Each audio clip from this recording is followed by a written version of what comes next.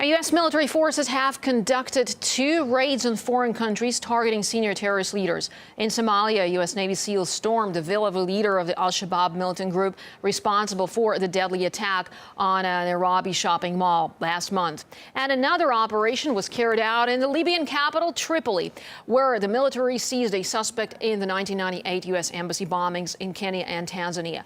Well, for more on this, let's now talk to Ryan Dawson from WhatReallyHappened.com. Ryan, thank you so much for joining us here on RT. Well, al-Shabab says it will keep staging attacks until Kenyan troops withdraw from Somalia. So what does this essentially mean for the U.S. effort? Well, you have to question how sincere the U.S.'s war on terrorism really is. And you'd have to really go back to 2006 to understand why there's an al-Shabab to begin with. But taking out a particular militant leader or trying to capture a terrorist is not going to be very effective on the war on terrorism. They'll be replaced tomorrow. They have to really strike the root of the problem. They have to address the political issues in Somalia, which they're never going to do. Well, also, another problem is that Washington recently expressed concerns over al-Shabaab recruiting in the U.S. But what can Washington do about this?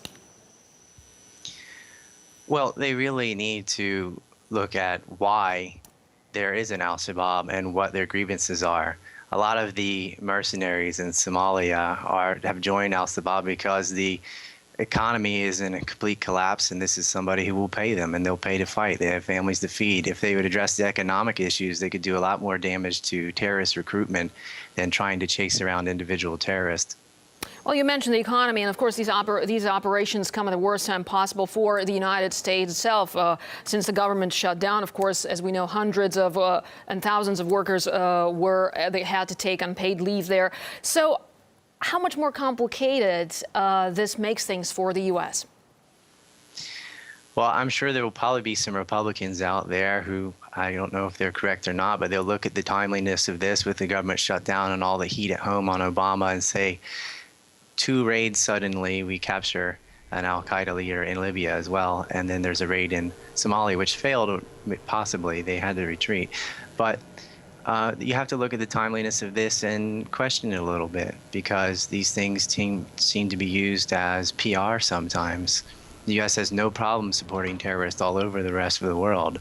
So for them to be fighting terrorists in Somalia sounds a little disingenuous when they're supporting MEK and Jandala and al-Qaeda in Syria, as well as al-Nusra and many other terrorist groups all over the world. But why do you think there's such double standards, as you just mentioned? I mean, what's the reason behind all that?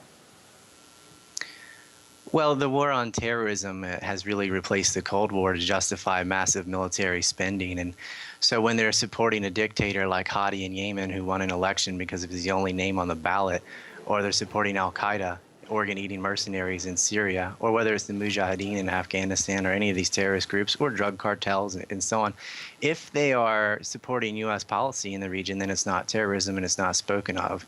If they're opposing neocolonialism and U.S. hegemony, then they're terrorists. It's not about how they act or who they kill or what they do that makes them terrorists. What makes them terrorists in the eyes of Washington is, are they obeying Washington? U.S. has a record of killing suspected terrorists with drones, and this time it seems like the U.S. has taken a different approach by putting the boots on the ground. Why do you think that happened? Why is the tactics different this time? I think Obama's trying to look a little stronger, and also the drone attacks have lost a lot of credibility. A lot of times they say they killed a particular member of al-Qaeda hierarchy, and then that person turns out to still be alive, which begs the question, who did they actually kill? They've also, accidentally or not, been killing a lot of civilians with drones. And they've been doing the double tap in Pakistan and Yemen, where they actually have been attacking the responders who come. And so a lot of Americans are opposed to drone attacks. So maybe the boots on the ground was a tactical switch as much to feed the public in the U.S. as it was to actually be effective. Well, if we compare the attack on the U.S. consulate in Benghazi, which killed 4 American diplomats just a year ago, I mean, shouldn't Washington draw some lessons from that one? I mean, shouldn't be worried that Tripoli operation might draw some more anger? You would think so, assuming that that's what their interests are. But again, having terrorists, fostering more terrorism actually feeds into the perpetual spending for the Pentagon. So if you assume that their goal is to actually stamp out terrorism and not lose U.S. life, then of course they should draw some lessons from that. But if you look at it differently and see that they intentionally foster and pay for terrorists, then it looks a little different. They're not worried about what the reaction is because the story will start in the U.S. media from they attacked us and we have to get them. And whatever happened before that will never be mentioned.